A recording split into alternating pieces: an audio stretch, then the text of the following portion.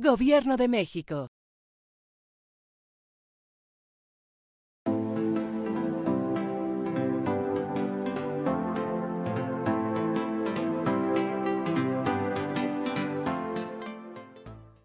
Gracias, doctora. Bueno, primero que nada quiero agradecer a CONACYT, ahora CECITI, por el apoyo recibido, a los docentes y administrativos del CIESAS, de manera particular a todos los que integran el comité del sínodo. Les agradezco mucho sus observaciones, las cuales enriquecieron este trabajo. De manera particular a mi directora de tesis, la doctora Mireles, que siempre estuvo apoyándome y guiándome en este recorrido, y bueno, esto ayudó a que termine con buen fin. Eh, Dicho esto, pasamos de lleno. Bueno, cabe señalar que en un primer momento, el primer acercamiento que tuve para este tema fue la tesis de maestría en esta coyuntura. Yo efectuó un trabajo, estudio de la estructura poblacional a partir de una es un padrón de población, el padrón de Revillagigedo de 1791. El trabajo dio cuenta de la estructura poblacional, como ya indiqué, de la función productiva y estamental y su distribución dentro del espacio de estudio. En ese momento también existió la iniciativa de poder hacer una investigación de mayor aliento. Sin embargo, este no se llevó a efecto. Esto se planteó ya posteriormente para el trabajo del doctorado, que en un primer momento estuvo dirigido a, a estudiar una temporalidad que abarcaría más o menos la segunda mitad del siglo XVIII. Sin embargo, en un primer análisis de las series de los registros de la Caja Real de Pachuca, en un primer análisis de estas fuentes se observó severas lagunas en la serie de defunciones, motivo por el cual, entre otros muchos, se decidió ampliar la temporalidad para abarcar la totalidad del siglo XVIII y principios del siglo XIX. De tal manera, se pasó a plantear dos directrices tan importantes dentro del estudio que se presenta, es el estudio de la población, de la estructura poblacional, y de igual manera, de manera sobresaliente, es el verificar o analizar el proceso de urbanización, entendiéndose como proceso de urbanización a todas estas fluctuaciones presentes en la estructura poblacional a lo largo de la temporalidad de estudio. Esto se sustenta a partir de la teoría de John de Bryce. Este historiador propone, a partir de 4 variables de capital importancia, dar cuenta de un proceso de urbanización en un asentamiento dado: la urbanización poblacional, que es el aumento de la población; la urbanización estructural, que es la diversificación de las actividades productivas efectuadas por la misma, así como un mejoramiento o condiciones estructurales más óptimas en el casco urbano; la densidad poblacional; y, por último, la urbanización cultural. Esta última, el mismo autor nos señala que es no del todo viable para la temporalidad de estudio, puesto que para temporalidades anteriores al siglo XIX prácticamente no hay fuentes para echar mano de esto, por lo que como propuesta en este trabajo se plantea el efectuar un análisis de los registros de la Caja Real de Pachuca, las cartas cuentas de ingreso y egreso. La hipótesis va en relación precisamente a dar cuenta o se propone la existencia de un periodo de urbanización a finales del siglo XVIII, principios del siglo XIX. Esto observado en primera instancia en los registros que dan cuenta de los bautizos, y a partir de la estimación bruta de la población se pudo observar dos incrementos diferenciados, uno presente en la primera mitad del siglo XVIII y el otro en la segunda mitad del siglo XVIII. 1735, 1725-35 y 1768-1807 aproximadamente, respectivamente. Como mencionaba, las principales fuentes que se utilizan son las series vitales, es decir, los registros de bautizo, matrimonio y defunción, esto para hacer los cálculos de mediana duración, y los padrones de población, bueno, dan cuenta ya de forma más específica de total poblacional en cortes temporales bien definidos, que son 1742, 1768, 1777 y 1791, con los padrones de Fue Clara, respectivamente. Y de forma complementaria, los registros de las cartas cuentas de la Real Caja de Pachuca. Estas son las principales cuentas que se utilizan. Pues bien, a partir de este primer acercamiento se tuvo la oportunidad de hacer diferentes bases de datos, más de 30 aproximadamente, que dan cuenta de las distintas variables fundamentadas a partir de la historia serial, elementos cuantificables, repetitivos a lo largo de la temporada de estudio, que pueden dar cuenta de cambios y continuidades de fluctuaciones dentro de la estructura poblacional. En una primera instancia se efectuó este cálculo, ¿no? Primero se cuantificó la cantidad de bautizos, de matrimonios, de defunciones. En esta coyuntura cabe la pena señalar, es viable señalar que al encontrar severas fuentes en los registros de defunción, perdón, de Pachuca, como se observa aquí en la gráfica, color amarillo, se echó mano de la premisa de que se trató de un asentamiento dirigido a la misma actividad productiva, cercano a la misma y, bueno, perteneciente también a la jurisdicción administrativa de Pachuca. Esto tiene una importancia relevante, puesto que a partir de esta serie de funciones es pertinente y es de capital importancia poseerla, puesto que permite leer las fluctuaciones de las otras dos series. Pues bien, la estructura de la tesis de manera general está dividida en 5 capítulos. El primero da cuenta de cómo se manejan las fuentes, de las cantidades que se utilizan, de cómo se va a trabajar. El capítulo 2 eventualmente es contextual, ¿no? Contexto histórico, urbano, y habla de las diferentes territorialidades ligadas a Pachuca. Posteriormente, en el capítulo 3 y 4, a partir de una lógica centro-periferia, se plantea esta división a la cual se sujetó el espacio de estudio para su mejor análisis, que es el interior de la parroquia o hinterland y la ciudad o el casco urbano de Pachuca. Y posteriormente, ya en el capítulo final, el capítulo 5, da cuenta de estas variables propuestas por Jan de Bryce y efectuadas a partir de los datos que se poseen con respecto de la parroquia de Pachuca. De manera breve, mencionar cómo está conformado cada uno de los capítulos. El capítulo 1 está fundamentado a partir de la presentación de las fuentes, ¿no? A partir de esta presentación de las fuentes, de cómo esta información nos permite acceder a cierta cantidad de datos, se pudieron crear índices o categorías analíticas que se proponen para el estudio de esta tesis: la crisis, auge y estabilidad. Esto, a partir de efectuar una operación de media, se pudo llevar a efecto con cada uno de los guarismos obtenidos en cada una de las series, y se efectúa a partir para observar los cambios y continuidades en las fluctuaciones de las series vitales, es decir, bautizos, matrimonios y defunciones. También con respecto de los ingresos y egresos de la Fiscalidad de Pachuca y también las estimaciones gruesas de la población.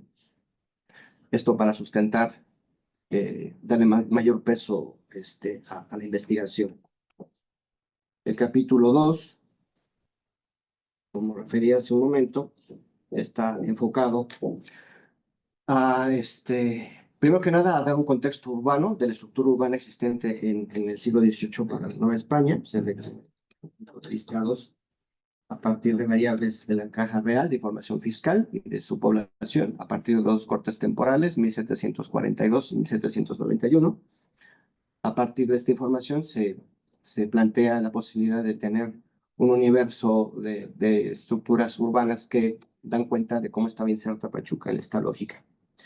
De igual manera, se presenta un apartado vinculado a las territorialidades que estuvieron ligadas a Pachuca. Esto es de importancia debido a que estas territorialidades en buena medida explican la conformación poblacional de Pachuca. Territorialidades como la jurisdicción eclesiástica de Pachuca, la parroquia, jurisdicciones productivas como Real de Minas, la estructura urbana propiamente de la villa de Pachuca, divisiones administrativas como la jurisdicción o alcaldía mayor de Pachuca también están presentes en este apartado. Y de igual manera se propone, ¿no? Se hace una propuesta de periodización a partir de los principales eventos acaecidos en Pachuca durante el siglo XVIII, principios del siglo XIX. Esto se trató de relacionar con las fluctuaciones de la población. Entonces, una suerte de propuesta de periodización del espacio de estudio.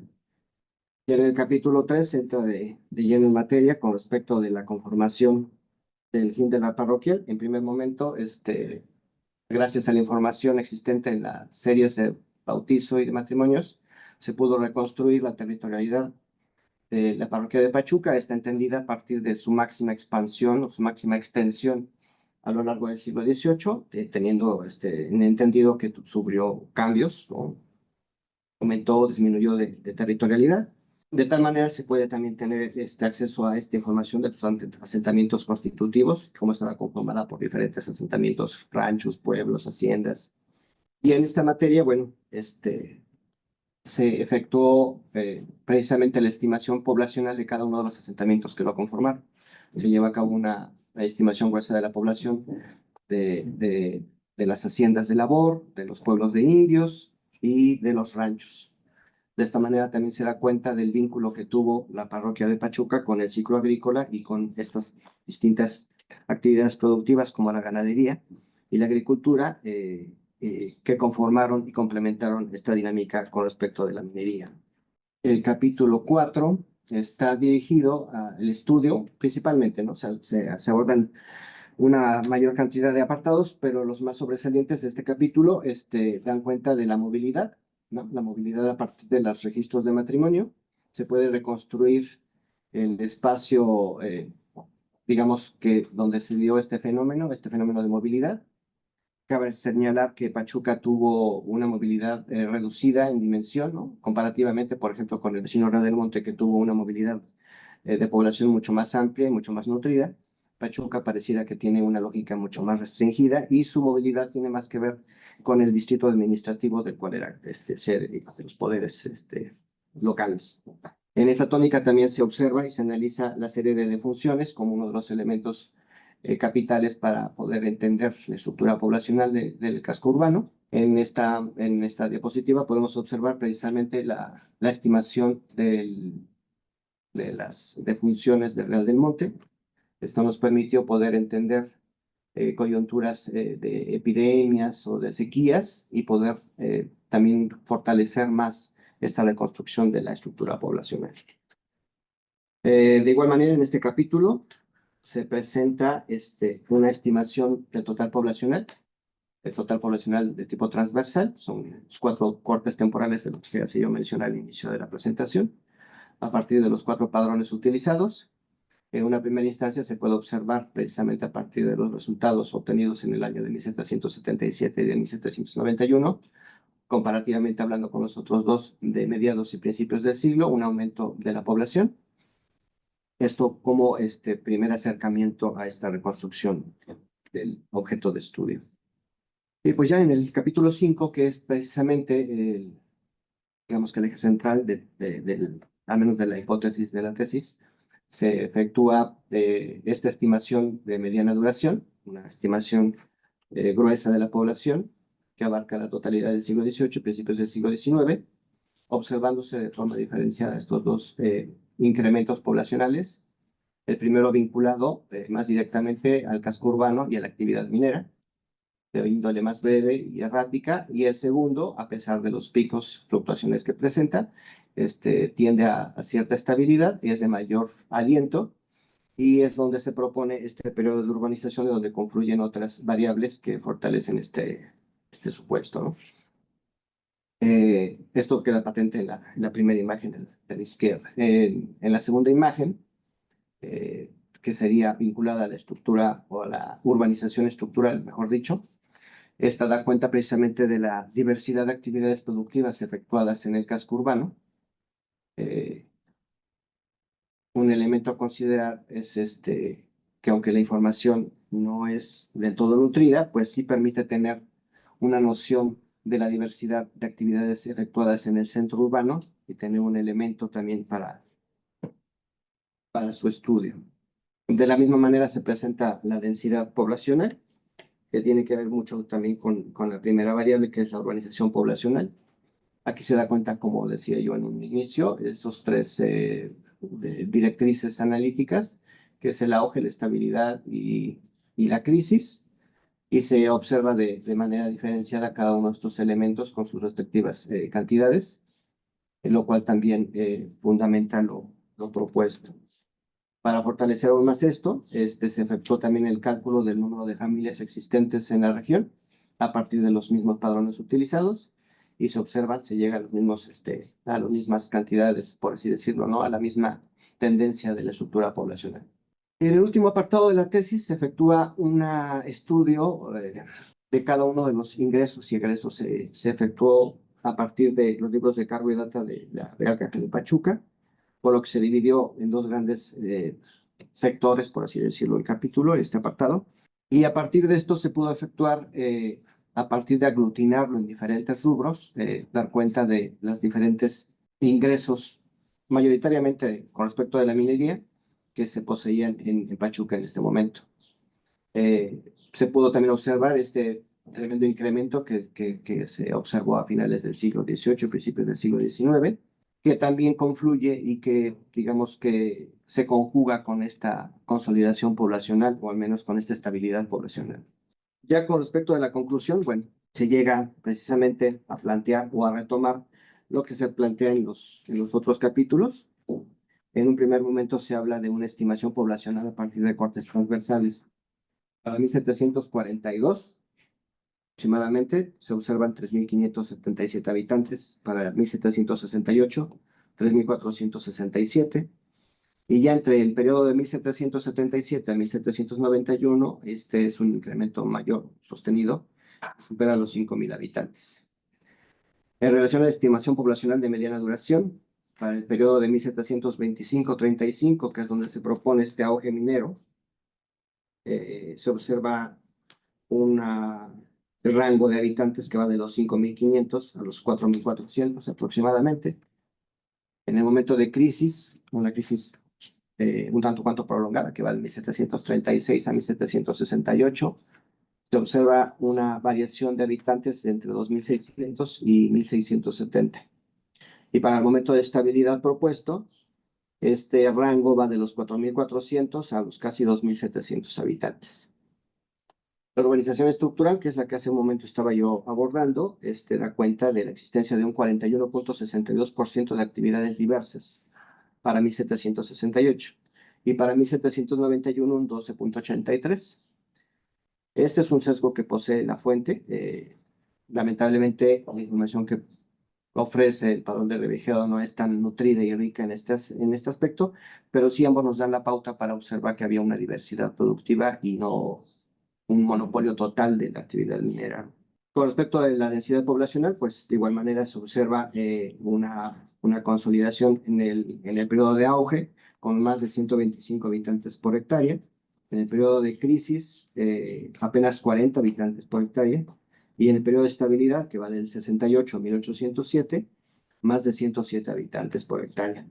Aquí resulta interesante, y esto tiene que ver con uno de los elementos del aporte de la tesis, al confrontar las estimaciones poblacionales, las estimaciones gruesas de la población, tanto urbana como no urbana, y los ingresos fiscales de la Caja Real de Pachuca, se puede observar en un primer momento, durante la primera mitad del siglo XVIII, una relación entre población y los ingresos fiscales. ¿Qué quiero decir con esto? Que en un primer momento, durante la primera mitad del siglo XVIII, se observó que la población, o estas fluctuaciones de la población, regularon la economía o influenciaron los ingresos fiscales en un primer corte, primera mitad del siglo XVIII, y que posteriormente esto vinculado más con el casco urbano, con la actividad minera asentada ahí. Y para la segunda mitad del siglo XVIII se observa que esto cambia, otro paradigma, y es la población, ¿no? En la segunda mitad del siglo XVIII, la que se va a ver regulada por los ingresos fiscales. Esto ya no se ve tan notorio en el casco urbano, sino que se observa en el interior de la parroquia, en el hinterland, ¿no? ¿Esto acaso se deba a una nueva estructura administrativa o se trate de un nuevo modelo económico? Siento que se requiere de mayores estudios al respecto para poder corroborar este supuesto, ¿no? Pero es sumamente interesante ver este cambio, que tiene también que ver con la consolidación y la práctica de la llevada a efecto de las reformas borbónicas, ¿no? Y bueno, también como aporte se desprende de igual manera a partir de verificar las variables propuestas por Jan de Brais en el análisis de la parroquia de Pachuca, la existencia de 3 directrices analíticas que permitieron observar de manera contundente no solo las fluctuaciones dentro del proceso de urbanización, de igual manera permitieron evidenciar el periodo de urbanización propuesto en estas líneas. Estas directrices se relacionan con la información fiscal, las fuentes de las series vitales y la información proveniente de la existencia de una figura administrativa o de gobierno en el espacio de estudio. De tal manera, las variables poblacional, fiscal, económica y administrativa o de gobierno permiten dar la pauta para, a partir de un estudio de mediana o larga duración, se puede estudiar las fluctuaciones inherentes a los procesos de urbanización y poder localizar, con base en índices elevados de las mismas, periodos de urbanización para el estudio de centros urbanos de la misma temporalidad. De tal manera, este aporte se convierte a su vez en una suerte de propuesta para el estudio pormenorizado enfocado en el análisis de un mayor territorio con base en información de otros centros urbanos, lo que permitiría dar cuenta del proceso de urbanización a nivel virreinato para conocer la configuración y consolidación del mundo urbano colonial de Nueva España. Pues a grandes rasgos, esto sería la presentación. Gracias.